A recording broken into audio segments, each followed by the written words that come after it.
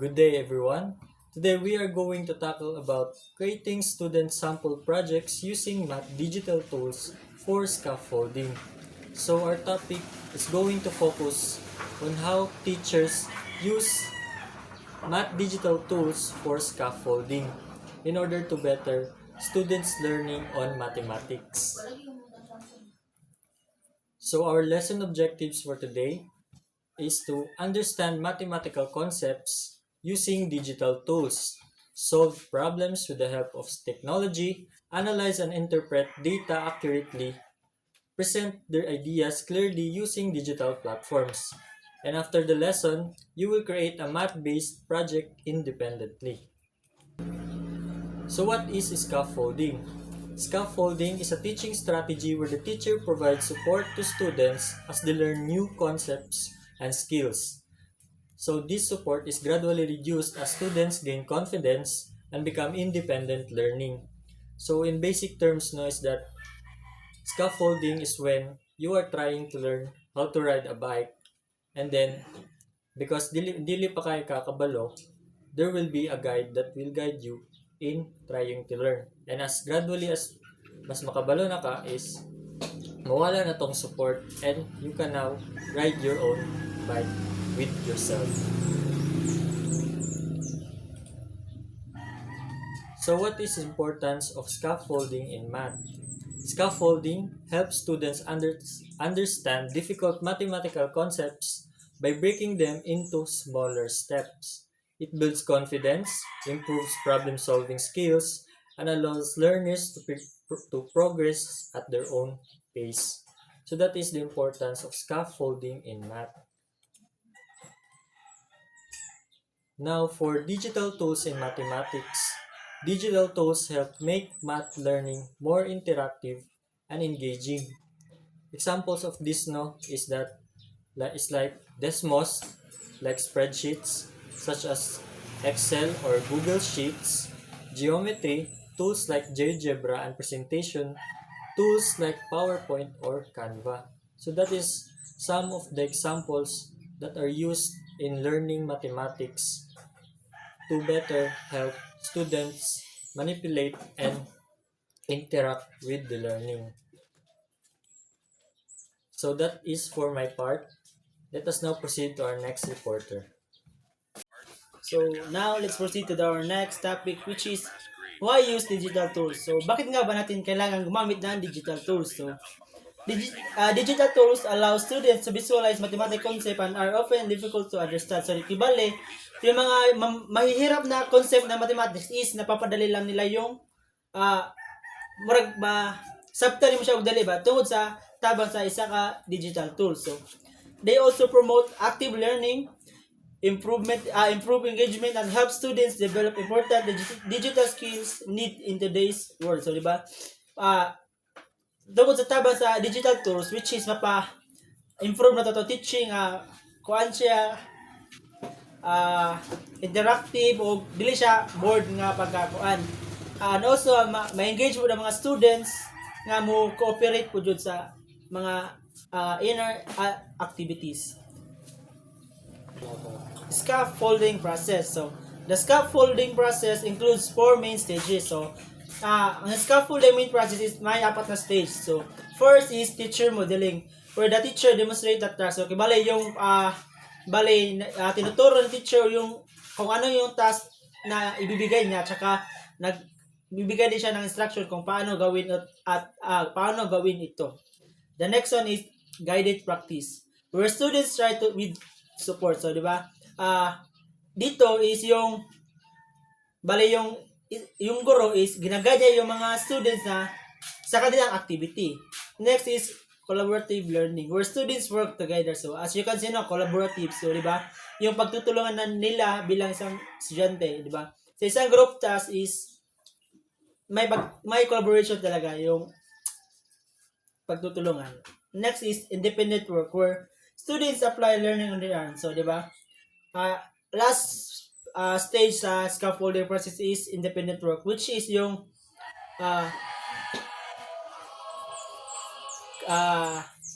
mag-isang natututo yung isang estudyante. Now let's yung patason pa nato ang explanation aning scaffolding process. So which is the first one, yung stage 1 is teacher modeling. Modeling rather. In this stage, the teacher shows students how to use a digital tool step by step. So, di ba?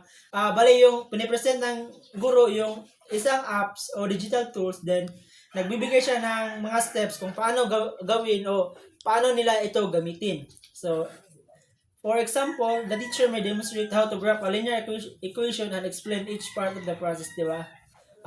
Yung isang teacher demonstrate siya kung paano mag-graph ng linear equation o gamit yung isang app na Desmos, then ini-explain din niya yung each part of the process. Kubali, yun na nga, scaffolding niya yun nga, yung pag-graph ng linear equation din para mas maintindihan ng isang estudyante at matututo sila ng maganda. And that is for my part. Now let's proceed to the next reporter. Okay, let's proceed to the next stage, which is the guided practice. So, students begin practicing with the teacher's guidance. So, kumbaga, yung student ay nagsisimula sa habang napapractice sila, nagsisimula sila with the guidance sa teacher o kumbaga merong tulong sa teacher para mas mapadali yung pag-aaral nila para hindi sila mahirapan kasi merong nag-guide sa kanila. So next, they may complete partially finished tasks or follow structured instructions while receiving feedback and support. So kumbaga, they follow step and get feedback. So example for this is kumbaga si teacher is nagpapakita siya kung paano paggamit ng calculator o scientific calculator. Tapos si student ay kumbaga i-check ni teacher if yung students is alam niya yung paggamit kumbaga para makita niya kung tama ba yung ginamit ng bata. So kumbaga habang nagpa-process pa yung pag-learn ng bata, kumbaga si teacher is nagbibigay na ng kumbaga feedback o support para mas mapadali yung pag-learn ng bata.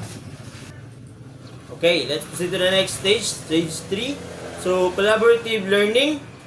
So students work in groups to solve problems and complete tasks using digital tools. So kumbaga, yung mga students nag-work sila in groups using digital tools. So gumagamit sila ng tools. So, for example ito is kumbaga merong solving sa mathematics or like that, solving sa nagbibigay si teacher ng solving. Tapos, kumbaga, nag-aalaw siya na gumamit yung bata ng tablet para sa kanilang, ginagawang activity or solving. So, para mas mapadali yung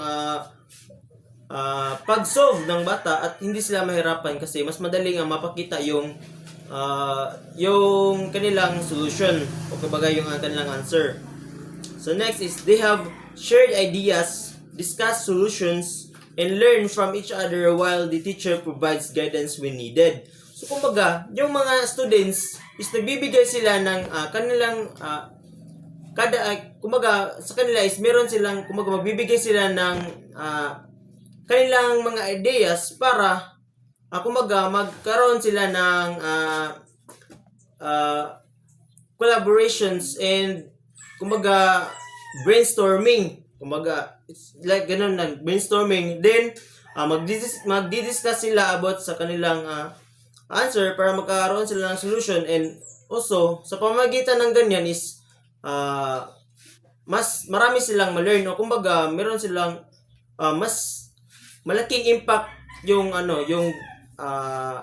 pag-share ng ideya sa bawat isa. Mas malaki yung impact sa kanilang pag-learn kasi mas nag-enjoy sila at kumbaga sabay-sabay silang matututo.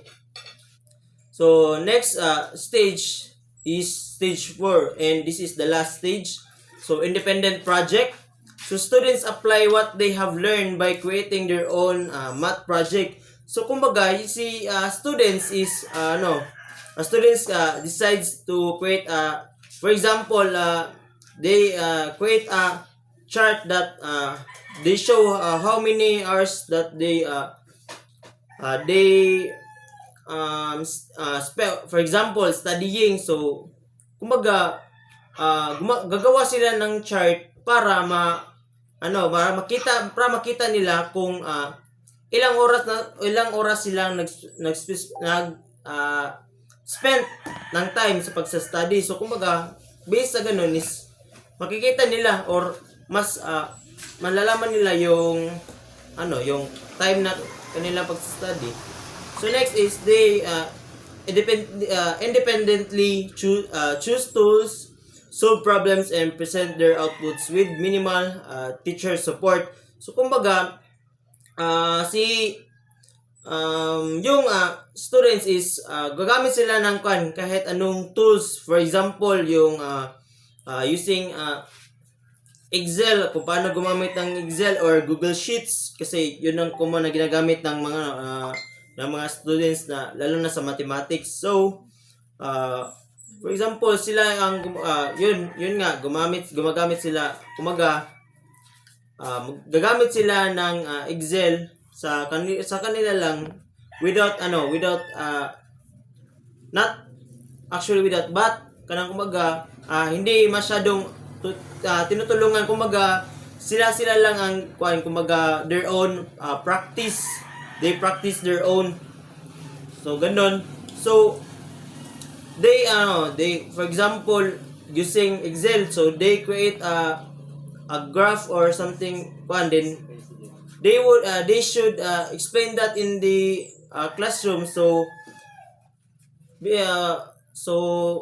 dahil dyan yung mga students na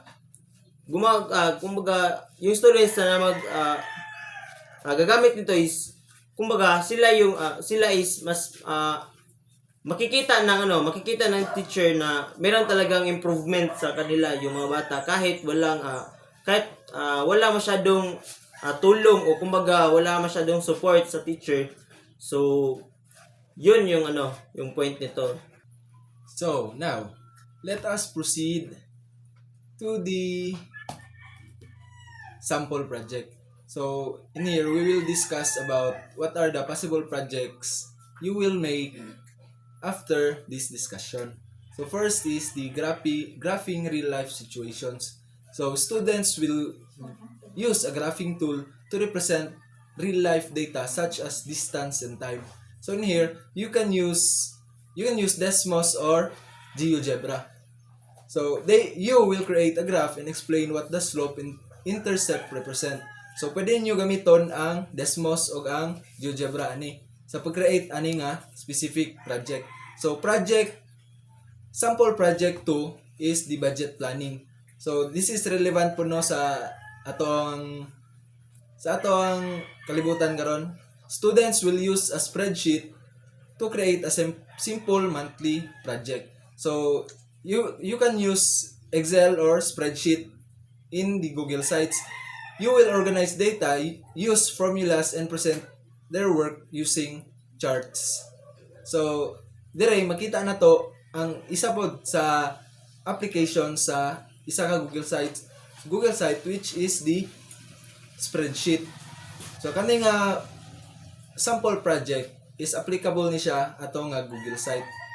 So next is the sample project 3 which is the geometry design. Students will use a geometry tool to create a design using shapes and measurement. So basically you will have to be artistic in this project.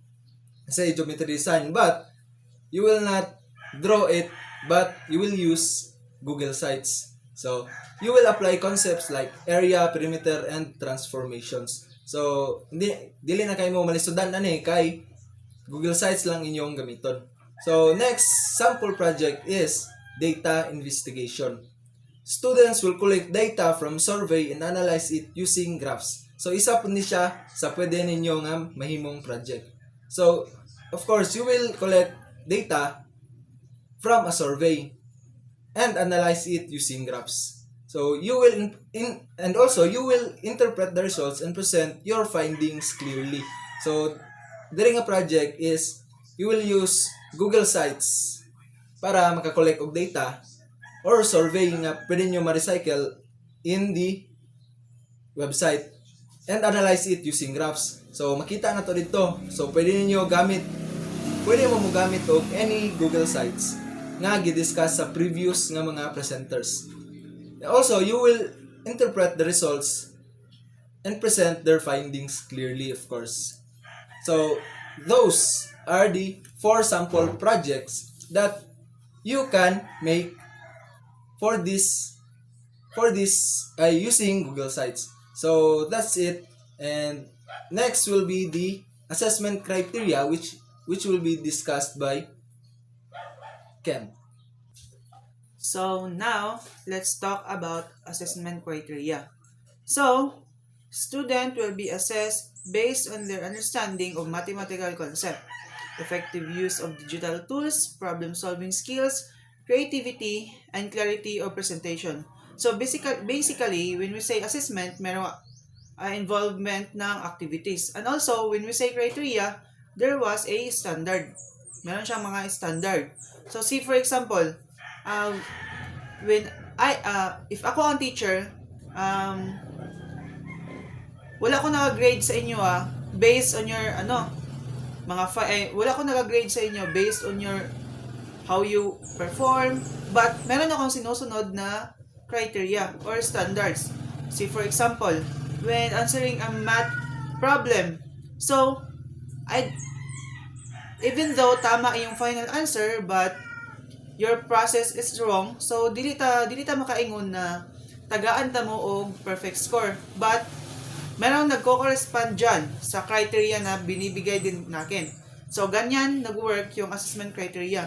So like this, effective use of digital use, kung paano nyo ginagamit yung tools and also problem solving skills or creativity and clarity of presentation. So if nagagamit niyo yung tools na maigi or you use it properly, but the clarity of your presentation is hindi siya maganong maganda, hindi masyadong naiintindihan, so I can't give you a perfect score, but meron tayong criteria na sinusunod na magbibigay sa iyo ng score.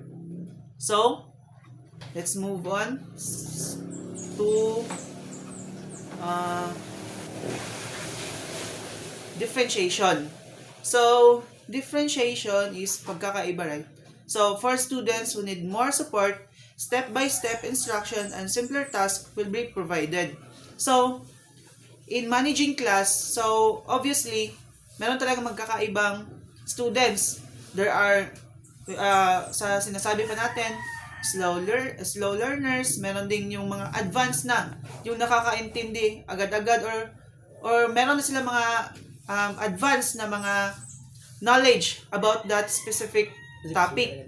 So, for students na need pa ng ng step-by-step na mga instructions, so we also need to give them that kailangan din natin sila bibigyan ng ganyang mga it is because there are students kasi na hindi masyadong nakakaintindi agad-agad, so they need a step-by-step process. And also for advanced students, so basically bibigyan natin sila ng more complex and open-ended projects para sa kanila, para din ma-assess also their knowledge. So that's why in giving a activities or when we say let's say activities then direction, so or when it comes explaining mathematical problems, so you need also to consider those slow learners or basta ganon kumbaga. step by step, and also for the advanced. And then next is reflection. So, student will reflect on their learning by answering the following question. So, when we say reflection, reflect. Pagmuni-muni, kumbaga, relapse. So, what did I learn? So, pagtapos na kayo sa isang topic, syempre, as a student, you need to reflect kung nakasabot ba ko, asa ko naglisod, yusan ako pag-overcome ang mga struggles, kumbaga. So, see for example, sa 3 bullet na to, what did I learn?